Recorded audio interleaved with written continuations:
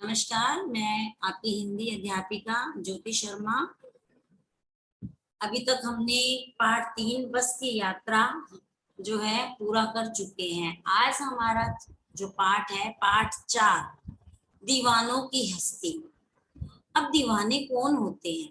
सबसे पहले हमने इनके जो राइटर हैं, जो लेखक हैं, जिन्होंने इस कविता को लिखा है, उनका नाम है भगवती चरण वर्मा। भगवती चरण वर्मा जो है वो आधुनिक कवि भी कह सकते हैं हम इनको कि वो आधुनिक कवि हैं, और वो आज के समाज के बारे में जो है वो बता रहे हैं। इस पाठ के अंदर हम लोग क्या सीख रहे हैं? हम इस पाठ से क्या सीखेंगे? तो देखिए, इस पूरी कविता के अंदर हमें यही बताया गया कि वर्तमान काल में किस प्रकार से जो है कभी खुशी, कभी दुख, कभी सुख, कभी प्रसन्नता, मतलब इस प्रकार से हमारा जीवन जो है वो चलता रहता है, जैसे अभी हो रहा है ना। तो इस प्रकार से हमारा जीवन चलता रहता है। तो चलिए, भगवती चरण वर्मा के शब्दों में हम इस कविता को शुरू करते हैं और आनंद से हम इस कविता का वाचन करते हैं। तो देखो, हम दीवानों की क्या हस्ती हैं, आज यहाँ कल वहां चले, मस्ती का आलम साथ चला, हम धूल उड़ाते जहां चले। हम दीवानों की, यहाँ पे दीवाना किसको कहा गया है? दीवाने वो होते हैं जिनको कोई परवाह नहीं होती है, जो अपनी मस्ती में रहते हैं, ना उन्हें सुख का पता, ना हमें उन्हें दुख का पता। हम लोग तो क्या होते हैं, जब बहुत दुखी होते हैं तो हमें रोना भी आ जाता है ना, और हम परेशान भी हो जाते हैं। पर जो दीवाने होते हैं, जो मस्त मौला लोग होते हैं, उन्हें इन चीजों का कोई फर्क नहीं पड़ता। तो क्या कहा? हम दीवानों की क्या हस्ती हैं, आज यहाँ कल वहां चले। तो ये जो दीवाने हैं, इनका कोई ठोर ठिकाना नहीं है। हम कह सकते हैं कि ये पर्टिकुलर जो है एक जगह नहीं रह सकते, है ना। तो यहाँ पर क्या कहा गया कि जिन लोगों को किसी की परवाह नहीं होती, परवाह का मतलब यहाँ पे यह कहा गया जो अपनी मस्ती में रहते हैं, ना उन्हें दुख का कोई दुख को महसूस करते हैं, ना सुख को महसूस करते हैं। तो यहाँ पर जो दीवाने हैं, वो दीवाने इन्हीं कहा गया है। वो कहते हैं कि आज यहाँ कल वहां चले। जो दीवाने होते हैं उनका कोई घर मकान कुछ नहीं होता। हम क्या करते हैं, हम तो इसी चिंता में रहते हैं कि हमारा घर टूट ना जाए, खराब ना हो जाए। पर जो दीवाने होते हैं उनका कुछ भी नहीं पता, आज वो कहाँ है और आज कल वो कहाँ पर है।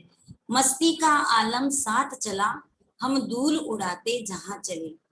तो ये लेखक के द्वारा जो पंक्तियां कही गई है, वास्तव में ये अगर हम माने तो ये सही पंक्तियां हैं कि मस्ती, मौज मस्ती करते हुए, जब उनको कोई चिंता ही नहीं है, जब वो किसी की परवाह ही नहीं करते, अपने अंदर रहते हैं, तो मस्ती का आलम साथ चला। मस्ती करते हुए वे अपने साथ ही अपनी खुशी, अपने दुख जो है अपने साथ लेके चलते हैं। हम धूल उड़ाते जहां चले। धूल का मतलब यहाँ पर हुआ कि जब वो जा रहे हैं, कहीं पर भी जाते हैं, तो अपनी धूल वहां से लेकर के चलते हैं। मतलब जहां पर वो दुखी हैं, वहां दुख छोड़कर नहीं आते हैं, वो अपने साथ ले चलते हैं और उस दुख को उस धूल में उड़ा देते हैं। तो ये होते हैं दीवाने। आगे देखिए, आई बनकर उल्लास अभी, आंसू बनकर बह चले अभी, सब कहते ही रह गए, अरे तुम कैसे आए कहाँ चले। तो भगवती चरण वर्मा जो इनके लेखक हैं, उन्होंने कितनी अच्छी बात है कि आए बनकर उल्लास अभी। जब व्यक्ति जो होता है, इंसान जो होता है, वो व्यक्तिगत समस्याओं में घिर जाता है। जैसे मान लीजिए यहाँ पे हम व्यक्ति की बात करें, आप बच्चे हैं, अगर आपकी कोई फेवरेट कोई चीज है, आपकी मन पसंदीदा कोई चीज है, और वो कोई ले लेता है, तो क्या होता है? आप दुखी हो जाते हैं, आप अपने पेरेंट्स को कहते हैं कि ये ले लिया, है ना। परंतु जो दीवाने होते हैं वो मस्त होते हैं, वो मस्त मौला होते हैं। वो क्या करते हैं? आए बनकर उल्लास अभी, अभी अभी तो वो खुशी से, उल्लासिता से आए हैं, खुश होकर के आए हैं। आंसू बहकर बनकर बह चले अभी, और अभी अभी क्या हुआ? वो खुशी जो है वो आंसू में बह करके चली गई है। मतलब उनके लिए सुख और दुख को जो है वो इतनी तवज्जो नहीं देते। वो चाहते हैं कि जो हमारे जीवन में चल रहा है या जो हमें मिला है हम उसी में खुश हैं। और सब कहते ही रह गए, अरे तुम कैसे आए, कहाँ चले, मतलब सब कहते ही रह गए। तो जो इस भौगोलिक संसार, इस संसार को मानते हैं वो तो यही कहते हैं ना कि अभी तो बेचारा कितना दुखी था। जो इस समाज में रह रहा है, इस संसार को मानता है, वो दुख को देखकर दुख को बढ़ावा देता है, सुख को देखकर सुख को बढ़ावा देता है। परंतु इनमें ऐसा नहीं होता।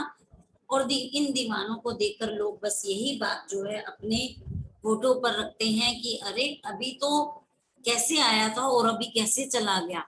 अर्थात इन पंक्तियों से हमें यह समझने को मिलता है कि व्यक्ति को किसी एक बात को लेकर के पकड़ना नहीं चाहिए।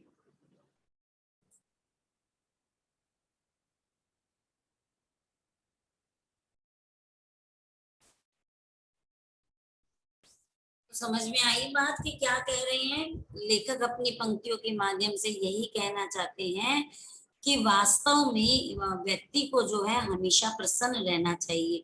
अगर हम किसी एक बात को पकड़कर बैठ जाएंगे तो हम हमारे जीवन में जो आगे आने वाली उन्नति है उनको भी रोक करके बैठ जाएंगे, है ना। तो इसलिए यहाँ पर यह बात कही गई है और ऐसा ही होना चाहिए। अभी हम 1 मिनट के लिए दुखी हुए या 1 मिनट के लिए हमने कहा इतना बड़ा कैसे होगा, पर 1 मिनट में ही हमने अपने आप को इन पंक्तियों के माध्यम से तैयार कर लिया और कहा कि कुछ भी नहीं है, 1 मिनट में हो जाएगा। तो यहाँ पर इन पंक्तियों के माध्यम से कहा गया कि जो दीवाने होते हैं, जो मस्त मौला होते हैं, उन्हें इन सब चीजों की परवाह नहीं होती। और जो लोग उन्हें देखते हैं वो यही कहते हैं कि अभी तो कैसे थे और अभी कैसे हो गए हैं। आगे देखिए, किस ओर चले यह मत पूछो। यहाँ पे प्रश्नवाचक चिन्ह है। तो यहाँ पे कहा कि किस ओर चले यह मत पूछो, चलना है बस इसलिए चले, जग से उसका कुछ लिए चले, जग को अपना कुछ दिए चले। तो इन पंक्तियों में अगर हम अपने आप को भी अगर इन पंक्तियों से लेते हैं तो वास्तव में हम कुछ सीखते ही हैं। तो देखो क्या कहा, किस ओर चले। ये जो दीवाने हैं इनका पता नहीं है, क्योंकि इनका कोई, हम कह सकते हैं कि एक कोई ठिकाना नहीं होता। तो कहते हैं कि किस ओर चले यह मत पूछो, कोई ठिकाना ही नहीं है इनका। आज हम रह रहे हैं तो हमें पता है कि हमें बाजार में अगर हम जा भी रहे हैं तो बाजार से हमें घर ही जाना है। पार्क में हम खेलने गए हैं तो पार्क से हमें घर ही जाना है। परंतु दीवानों की तो ये विशेषता ही है कि वो कहाँ गए उनका नहीं पता। तो दीवाने जो है वो कहते हैं कवि की पंक्तियों के माध्यम से कि किस ओर चले यह मत पूछो, चलना है बस इसलिए चले। तो चलना है, हमेशा चलते रहना है, किसी बात को लेकर के परेशान नहीं होना, व्यथित नहीं होना है, सिर्फ चलना है। इसलिए हम यहाँ से चले, क्योंकि कौन है हम तो दीवाने हैं। जग से उसका कुछ लिए चले, कुछ इस संसार से हमने अच्छी बातें, कुछ बुरी बातें, कुछ खट्टी बातें, कुछ मीठी बातें, जो भी मिला इस संसार से हम उसको लेकर के चले और जग को अपना कुछ दिए चले। और जो भी हमें था हमने वो इस संसार को दिया। चलिए अब आगे देखते हैं कि दो बात कही दो बात सुनी, कुछ हंसे और फिर कुछ रोए, छक कर सुख दुख के घूंटों को हम एक भाव से पिए चले।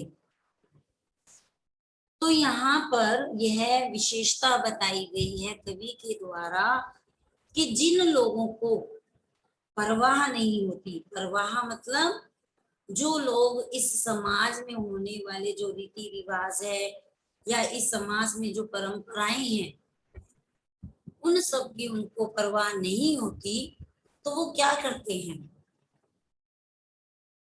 वो यही तो कहते हैं कि दो बात कही दो बात सुनी। दो बात हमने हमारी कह दी और दो बात हमने लोगों की सुनी ली। कुछ हंसे और फिर कुछ रोए, जब हमें प्रसन्नता हुई तो हंस भी लिए और दुख हुआ तो रो भी लिए। अर्थात इस संसार से, इस समाज से कुछ अच्छा भी मिला तो कुछ बुरा भी मिला, और उस अच्छे बुरे पे ही हमने अपनी प्रतिक्रिया जो है वो दिखा दी। छक कर सुख दुख के घूंटों को हम एक भाव से पिए चले। छक कर मतलब पूरी तरह से, जो सुख और दुख था उनके घूंट जो थे, ये नहीं है यहाँ पे इन पंक्तियों से ये कहा गया कि ये नहीं है कि हमें सुख मिला तो हम बस उसी सुख पूर्वक उस आनंद पूर्वक जीवन में अपने जीवन को निकाल लिया और बोला कि नहीं अब तो हम यहाँ से नहीं जाएंगे, क्योंकि यहाँ पर तो सुख ही सुख है, मतलब आनंद ही आनंद है, तो इस जगह को हम क्यों लेते। पर दुख के घूंटों को, और हमने दुख के घूंट भी लिए, अर्थात हमें कहीं पर खुशी मिली, कहीं पर हमें दुख मिला। तो यहाँ पर दो बात कही गई, एक है सुख और एक है दुख। तो सुख का मतलब जो भौगोलिक चीजें हैं जिनसे हमें सुख मिलता है, और दुख का मतलब उसी संसार में वो दुख भी प्राप्त हमें करवाती है। तो हमने इन दोनों को छक करके पिया, मतलब आराम से भरपूर मात्रा में पिया, हम एक भाव से पिए चले, और सुख और दुख दोनों को भी हमने महत्व नहीं दिया, बल्कि उस सुख और दुख को बराबर समझकर एक भाव से हम उसको पिए चले। तो देखो हर कविता के अंदर दो भाव निकलते हैं। जो कविता होती है, कवि के द्वारा जो कविताएं कही जाती है उनमें दो भाव निकलते हैं। तो यहाँ पर भी एक भाव यह निकला कि हमें दुख में हमेशा दुखी नहीं रहना चाहिए, और सुख में भी इतना सुखी नहीं होना चाहिए कि हम आने वाले दुख को ही भूल जाएं। अर्थात व्यक्ति को हमेशा समान भाव से सुख और दुख को देखना चाहिए। सुख में सुखी हो, दुख में दुखी हो, परंतु उसको अपने अंदर नहीं बसाए। अगर हम सुख बसा लेंगे तो क्या होगा, हम दुख को देख ही नहीं पाएंगे, और अगर हम दुख को बसा लेंगे तो हमें जो सुख मिल रहा है हम उसको भी नहीं देख पाएंगे। तो यहाँ पर इन पंक्तियों का यही अर्थ है कि हमें सुख और दुख को समानता देनी चाहिए। सुख है तो दुख है, दुख है तो सुख है। होता है ना, सूर्य उदय भी होता है ना, और सूर्य अस्त भी होता है। तो ऐसा तो नहीं है कि सूर्य उदय हुआ तो हम बहुत खुश हो गए और अस्त हो गया तो हम दुखी हो गए, होता तो दोनों ही है ना। तो इस प्रकार से यहाँ पर ये बात कही गई है। आगे देखो,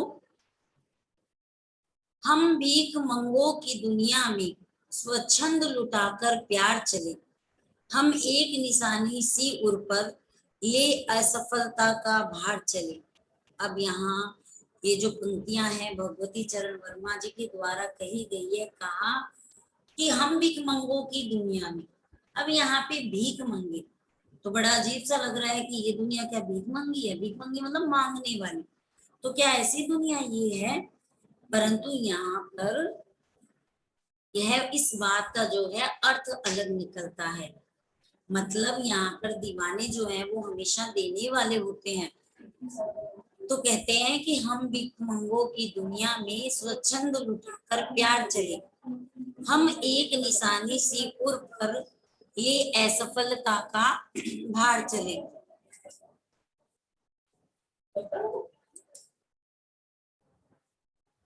तो यहाँ पर ये बताया गया, परंतु हम यहाँ पर भीख मंगे जो है, हमने जितनी भी अभी तक पंक्तियां पढ़ी है, क्या भीख मंगे यहाँ हम इसको गलत शब्द कह सकते हैं, क्या हम इसे सही शब्द कह सकते हैं।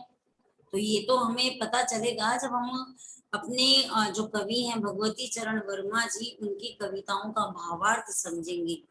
तो आज मैं अपनी जो इतनी हमने कविता पढ़ी है भगवती चरण वर्मा के शब्दों में, उसको विराम देती हूँ, और आगे हम देखेंगे कि ये जो भीख मंगा एक शब्द आया है, क्या क्या सार्थकता है उस शब्द की, क्या कहना चाहते हैं, और क्या वास्तव में दीवाने जो है वो इस दुनिया को भीख मंगे मानते हैं।